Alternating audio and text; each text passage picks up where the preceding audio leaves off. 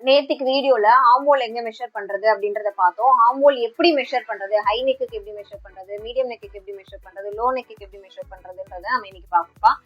அதே மாதிரி high neck, low neck, medium neck நம்ம எப்படி மெஷர் பண்ணோம்னா, ஆர்மோலை விட மேல வந்துச்சுன்னா அது ஹை நெக், ஆர்மோலுக்கு நிகரா வந்துச்சுன்னா அது மீடியம் நெக், ஆர்மோலை விட கீழே வந்துச்சு அப்படின்னா, நீங்க மார்க் பண்ணும்போது கீழே வந்துச்சு அப்படின்னா லோ நெக். ஓகேங்களா, டீப் நெக் அப்படின்னு நம்ம வச்சுக்கலாம். அதை எப்படி மெஷர் பண்றதுன்றது பார்க்கலாம்.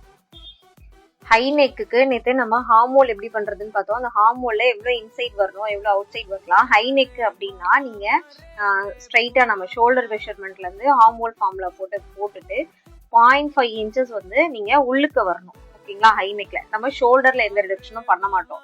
ஸோ இதுல 0.5 இன்ச்சஸ் உள்ள வரணும். இது பேக் நெக்கு. ஃப்ரண்ட் நெக்குக்கு நீங்க 1 இன்ச்சஸ் உள்ள வரணும்.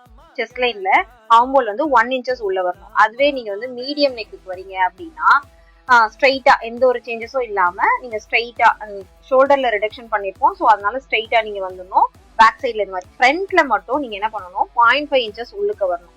ஓகேங்களா, லோ நெக்கை பொறுத்த வரைக்கும் 0.5 இன்ச்சஸ் நீங்க அவுட் சைட்ல போகணும். ஓகேங்களா, ஏன்னா நம்ம நல்லா ஷோல்டர் ரிடக்ஷன் பண்ணிருப்போம். ஷோல்டர் ரிடக்ஷன் பண்ணதுனால 0.5 இன்ச்சஸ் நம்ம அவுட் சைட்ல போவோம். அதே மாதிரி ஃப்ரண்ட்ல 0.5 இன்ச்சஸ் உள்ளுக்க வரணும். ஃப்ரண்ட் நெக்கை பொறுத்த வரைக்கும் எல்லாத்துலயுமே நம்ம வந்து இன்சைட் வருவோம்.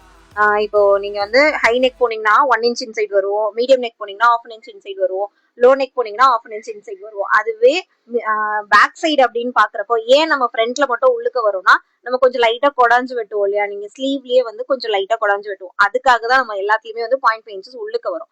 அப்பதான் நமக்கு வந்து பேக் சைடு வந்து நமக்கு ஃபிளஷ் ஜாஸ்தியா இருக்கும். அதே நீங்க ஃப்ரண்ட் சைட்ல வந்து நமக்கு குழிவா இருக்கும். அதனால இது சீட் ஆகுறதுக்காக நம்ம ஃப்ரண்ட்ல எல்லாத்துக்குமே இன்சைட் வரும். பேக்ல மட்டும் தான் நம்ம இன்சைட் வருவோம், சேமா வைப்போம், வெளியில வருவோம். இந்த கான்செப்ட் வந்து உங்களுக்கு புரியும்னு நினைக்கிறேன். அப்படி புரியல அப்படின்னா கமெண்ட்ல சொல்லுங்க, நான் உங்களுக்கு எக்ஸ்பிளைன் பண்றேன்.